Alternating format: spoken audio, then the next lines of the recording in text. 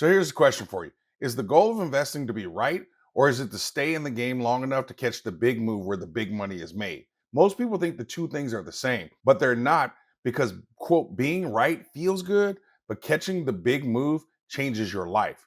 When the goal is being right, you can't weather 30 or 50% pullbacks and you'll want to sell as soon as your money doubles. When the goal is catching the big move, you see the opportunity and look for ways to maximize returns. This week, social media lost its mind when Uncle Rick Rules shared that he sold his physical silver. The way some people reacted, you would thought Unc pulled a Rick James moment and put his dirty boots on your white couch. Some of y'all will get that reference later.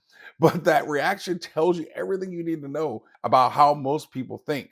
This wasn't some kind of financial betrayal. It was Unc showing us how real investors play a commodities bull market. And that distinction separates speculators from wealth builders. And so let's break this down a little bit because while everyone's paid attention to the price movement of physical gold and silver, the mining stocks have moved extremely well, but they're nowhere near the leverage growth we expect as margins and profits continue to explode.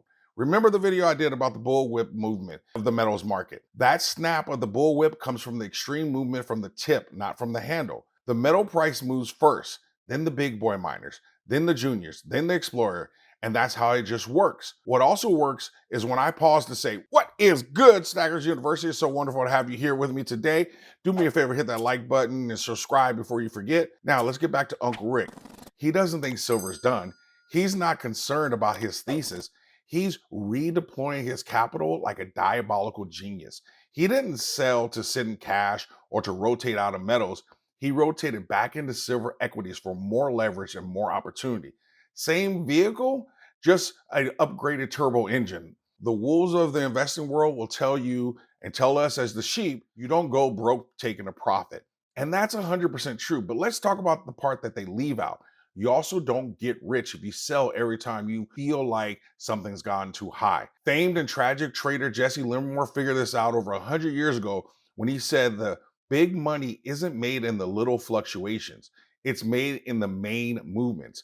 And wading through those main movements doesn't always feel comfortable. And it feels like you might be wrong right before it proves you're right. We know markets don't move in a straight line. They move with structure, a structure based and driven by human behavior. When you understand this, something powerful happens emotionally.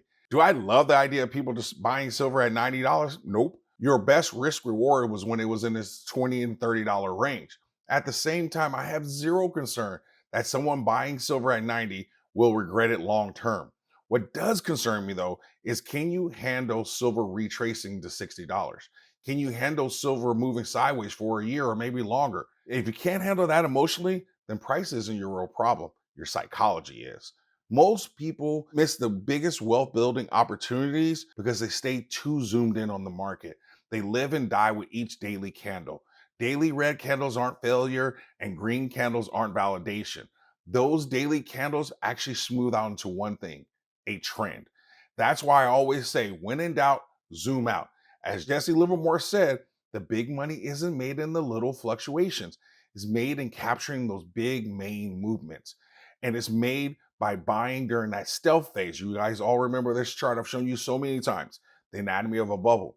Your money is made when you buy in the stealth phase, through the awareness, through enthusiasm, right up until delusion starts to creep in. Not when the public finally shows up and they're screaming that there's a new paradigm. That's when it actually gets dangerous. So, what do we ultimately need to make or take away from Uncle Rick's decision? We, one, need to realize that the decision to buy or sell is incredibly personal. Two, when it comes to selling, you really can't evaluate the decision until you know the next move. Three, the move tells you where he believes the next opportunity lives.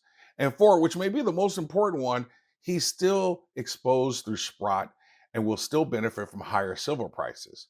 What he did was actually a masterclass in resource investing if you understand his particular situation. But most of us aren't in that position. This is exactly why copying moves without copying context is a dangerous approach for us. Now, let's really focus on what actually matters.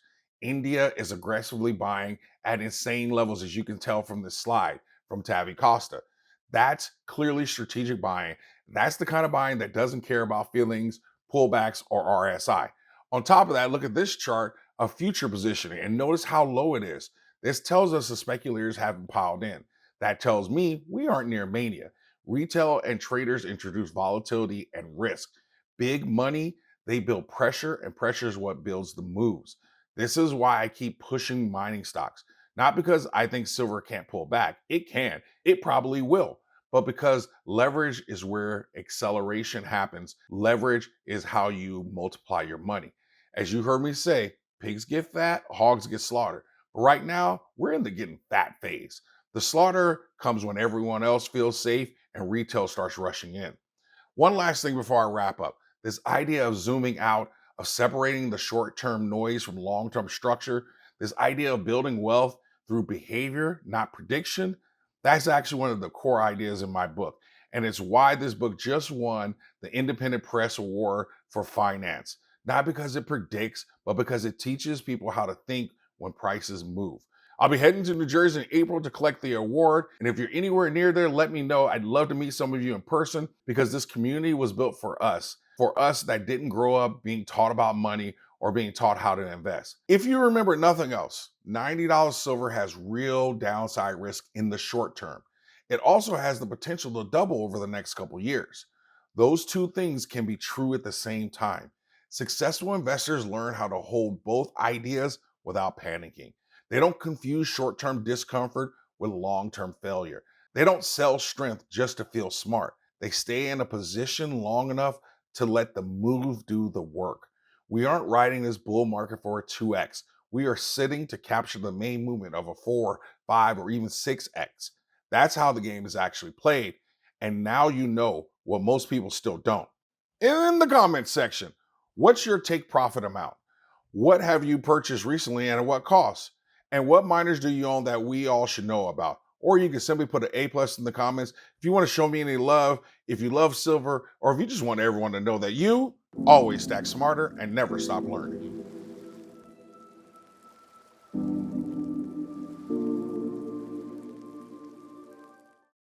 He started with $5,000, built millions, then lost it all. But that fall became his foundation. In Beginner's Guide to Growing Wealth and Investing, Dr. Stacker shares how he rebuilt, not by chasing quick wins, but by mastering mindset, structure, and patience. Now he's teaching everyday people how to break the working poor cycle and build wealth that lasts. Because true freedom isn't about money, it's about mastery.